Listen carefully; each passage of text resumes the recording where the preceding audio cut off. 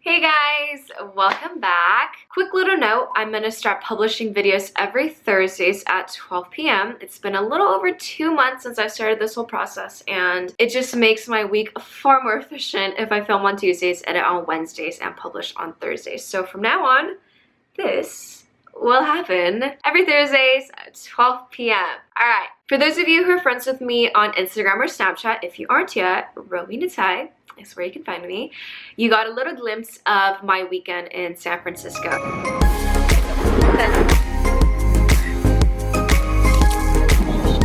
Every time I visit San Francisco, I get this budding feeling that has just intensified over time that I want to live here. And this past trip, this past weekend, has pretty much solidified the fact that somewhere in the very near future, I will be moving up there. So I thought, why not spend this week's video talking about why I moved to New York, why I moved home, and what I need to make peace with here in LA before I can move anywhere else. That could be San Francisco, that could be Paris, that could be South Africa, South America, anywhere.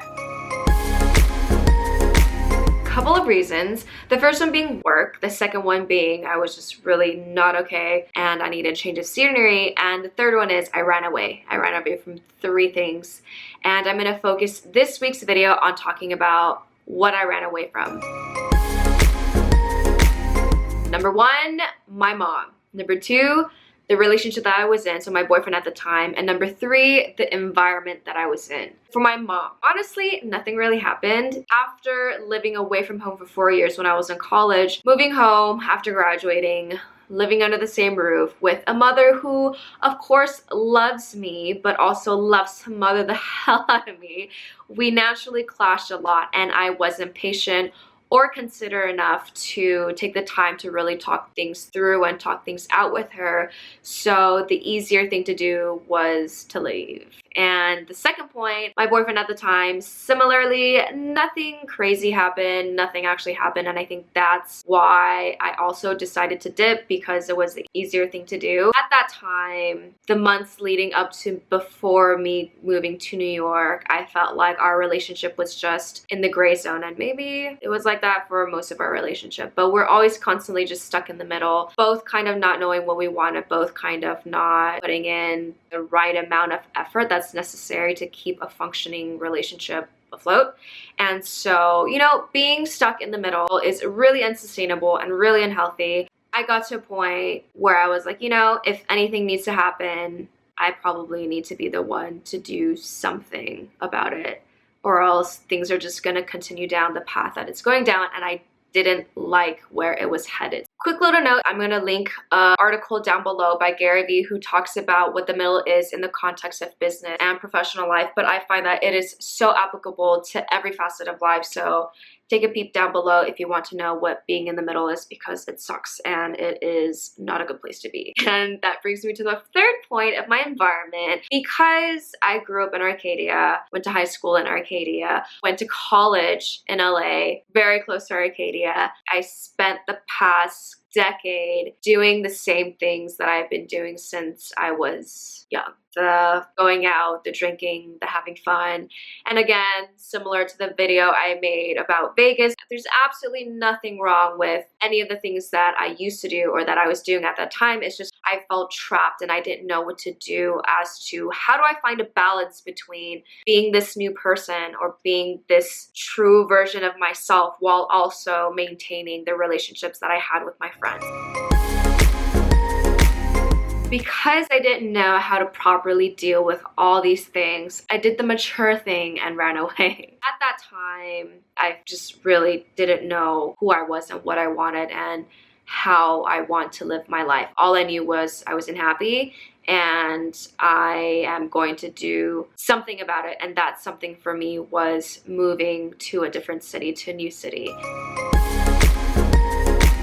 I created a lifestyle that I wanted, which was peace and quiet and self-reflective discovery. In New York, I went to the other extreme. I never went out. I rarely did any fun things because I felt like I've been doing fun things my whole life. It's time for me to really buckle down and do the things that I'm supposed to do. I was legit the most conservative grandma in the world. I just lived a very safe, sheltered, bubbled life. And I think I needed that to experience what the other extreme is, and to kind of realize that for as awesome as it was for me to be able to live that lifestyle, that it wasn't really sustainable, and that I need to kind of find the middle between the two and to exist here.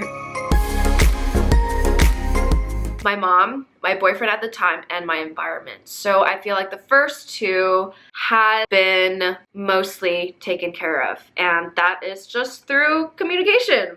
Surprise! Just talking things through, talking things out, being patient, being considerate, being conscientious of the things that I say and the way that I talk and the things that I say. Being like, hey mom, can we sit down and talk about a couple of things? Or can we sit down and talk about the past and how come things were the way they were, and how can we work together, and how can we help each other moving forward to avoid falling into the habits and the yelling slash mothering slash that kind of routine that we would do. Similarly with my man friend, same thing. Hey, this is what happened. This is how I feel now. And how can we help each other be the best friends that we can for each other? Because that's kind of what we always do since before we started dating, that no matter what happened with our relationship, we would always be really good friends. The first two, mom and man friend, awesome. Makes me feel very happy, and it lets me sleep at night a lot easier. So the last thing that I'm really still kind of trying to work on is my environment, how to balance time with friends, family, cousins, and myself. And I think the myself part is the part that I've been neglecting the most.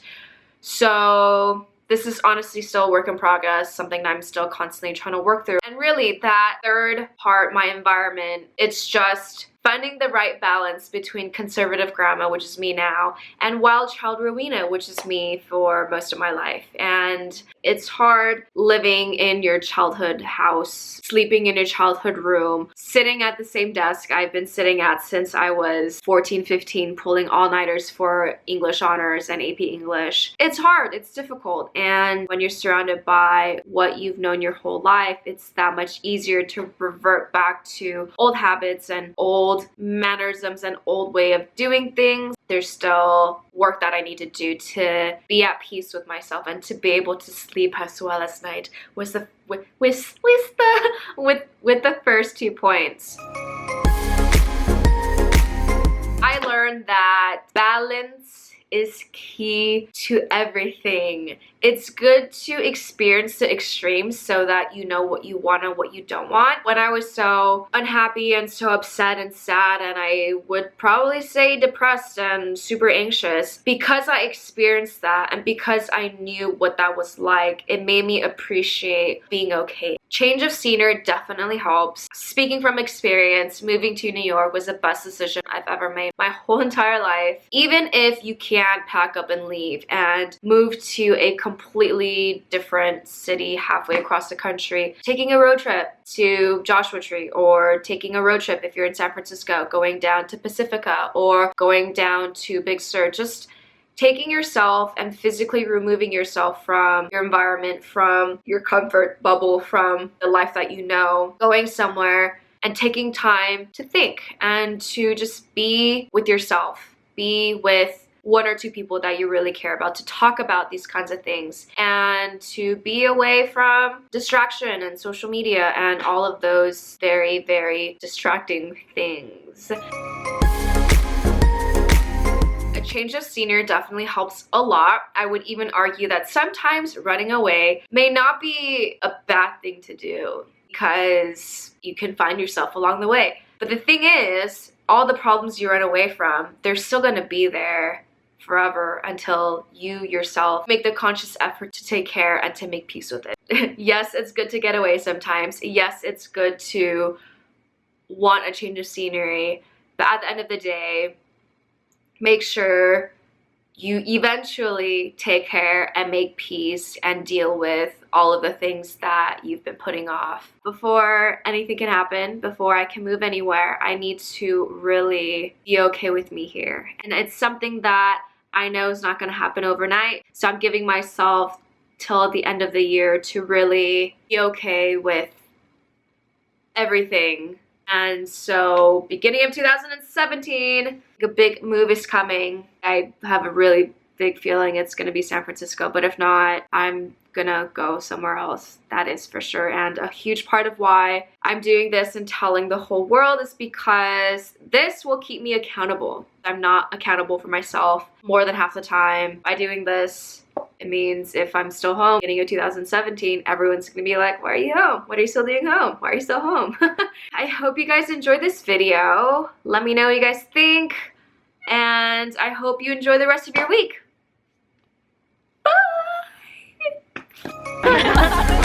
What are you doing, Mom? For One and Famous? What are you gonna do?